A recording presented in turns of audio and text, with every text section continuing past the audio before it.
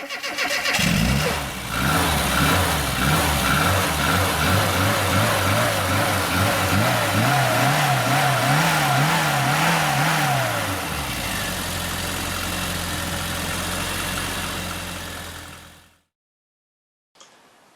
everyone, welcome back to Eleanor's Restoration and thanks for joining me again. So what I do over the next few videos is going to focus on getting the floor in, and it's basically all the preparation, all the build up to make sure that when it's time to put the floor in, it can be lifted on, clamped in place and welded as easy as it can be.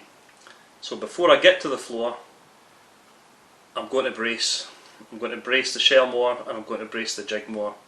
I've ordered box section which I'll be collecting in a short time, and then I will show you what I've already got if you've not seen the previous videos in terms of box section and what I'm going to add as I do it. So that's the plan first. Get everything solid and square before I look at removing any more panels from the car. First thing I'm going to focus on is the jig.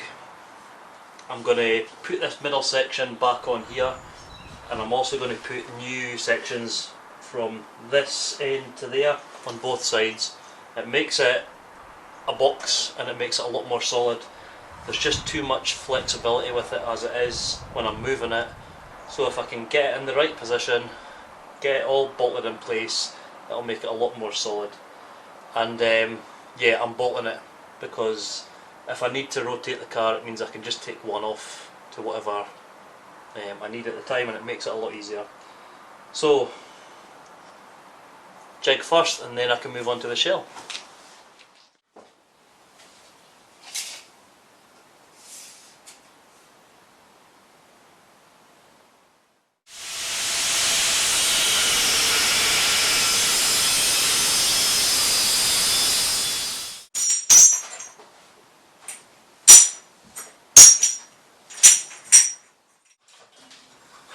I'm going to put, as I mentioned, a bar from this leg to the other leg, but I can't put it flush because of the way the caster wheel is here. So these bits here, I'm simply going to use some box section that I've got. Put it about here, drill a hole through here, hole through here, hole through the box section that's to go on, and it raises it up enough to give me the clearance to get that on. So a few holes later, and a few drill bits later, because the drill bits I had are rubbish. So that means I can now line them up, and what I've also done, I've been and collected some more box section, so I've got plenty of box section now for both the jig and the car. So I'm going to go and drill some holes, get some bolts on, and I'll come back once I've got this jig a bit more solid. A short time later, the bottom of the jig is a lot more secure, so I've put the centre bit back on, which was on previously, and I've also added this section here all the way to the front, and the same on the other side. It just means there's no flexibility in the bottom and all the way up to here now, so I'm pleased with that. Now I get to move on to the body. Let's have a look, if you've not seen, or it was so long ago you don't remember, how much bracing I have in the actual shell. As you can see, storage in here is very tight at the moment. I've got panels, engines, everything, so I'm kind of fighting for space slightly, but I will carry on. Right, bracing. For those of you that's seen it when I've done it, you'll be aware, but I'm going to cover it anyway. So, the A post, the B post, I have box section on each side. So this obviously, and over there. I've got a box section from both B posts. You can see that's about midway up. This lower box section here is what links both ends of the jig together, just to make that more rigid. This goes to the back seat, all the way to the front, to the top dash rail there. So the top is fairly solid, but I'm moving the floor. So stood behind me is the more box section that's needing cut and positioned to brace up a bit more. And the only thing getting in my way at the moment is the companion bin. So next on my list I'm going to remove this companion bin and I'm going to show you how I remove it. The other side I done a long time ago. It was a disaster. I made such a mess of it, so I've hopefully learnt something since then. And to be honest, most of this has been removed anyway because I replaced the boot floor, so there shouldn't be too much left to go. But before I remove it, I'm just going to go over quickly what actually it attaches to and how it's attached, so that anyone else looking to remove this will know how much work's involved and where to drill and cut basically. Before I turn the car on its side, starting from the inside of the bin, you have a number of spot welds along here. I think I counted 10 previously. So as you can imagine, it's really awkward to get in here with the drill. I'm not fussed with the floor because it's obviously getting replaced, so I'm just going to use a normal drill bit to try and get in best I can at least to get this out. So yep, all the way along here, or if it makes it easier, from the new companion bin all the way along this edge and round is spot welded. I'm going to flip the car around now so it makes it a bit easier to see the inside for you. So with the car spun on its side and me stuck in the middle somewhere, we're looking at the inside of the companion bin. This is the bit underneath we were just looking at just now. This side here, and I'll go over it on the new panel as well, is basically attached all along the seat here by spot welds, and this is the floor seat flange.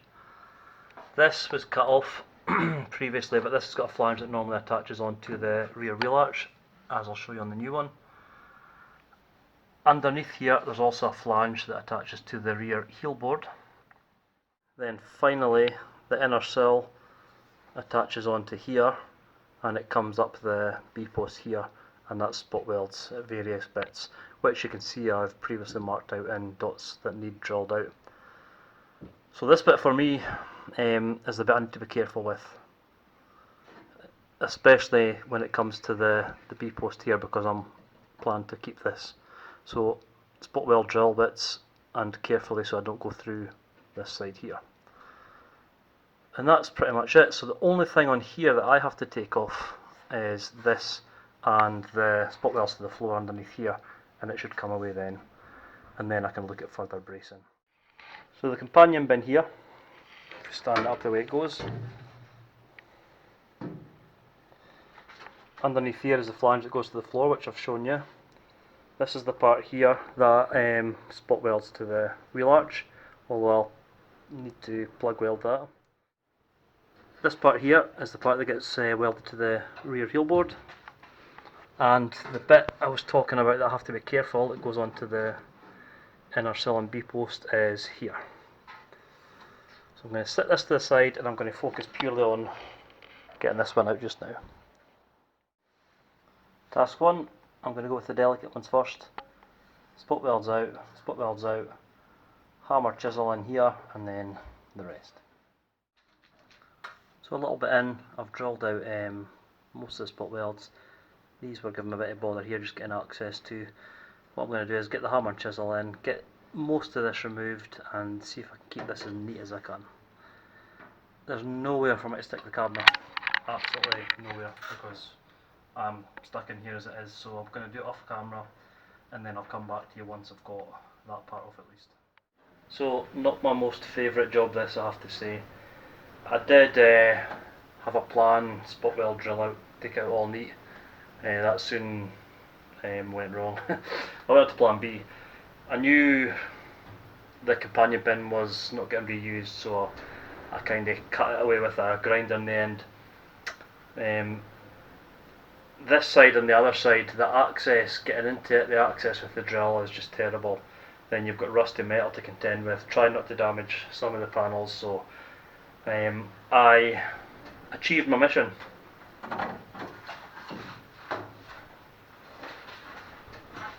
This is the bin out. and it's scrap, complete and utter scrap. So my main mission with this, the floor's all getting replaced, so I'm not worried about any of this, was to keep the B-post solid, because this is where one of the beams is going to get, one of the cross sections getting welded to.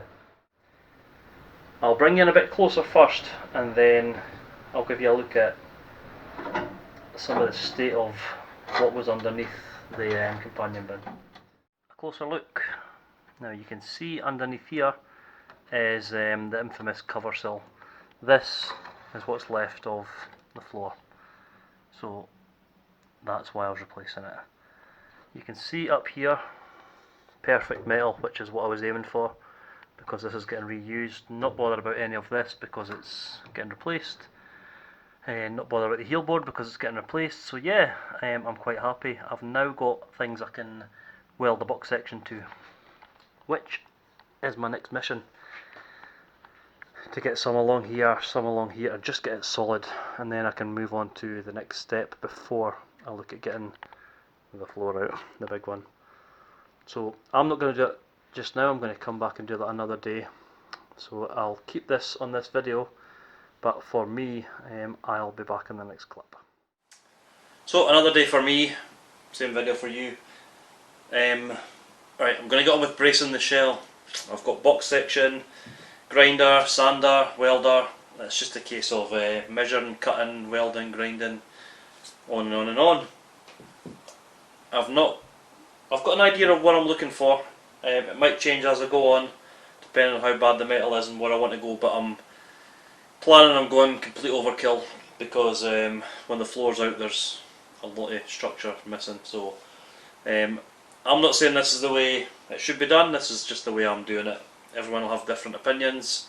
I respect everyone's opinions, and I'm always one for giving it a go and see how it goes. If it goes wrong, I'll deal with that at the time, but no, I'm happy to bash on. Once this is done, I can then start getting back to building the shell back up. So I'm going to stick this on time lapse as I'm going through the process, just snippets to show you what I'm doing, and then hopefully we'll have a solidly braced shell. Solidly, is that a word? Solidly.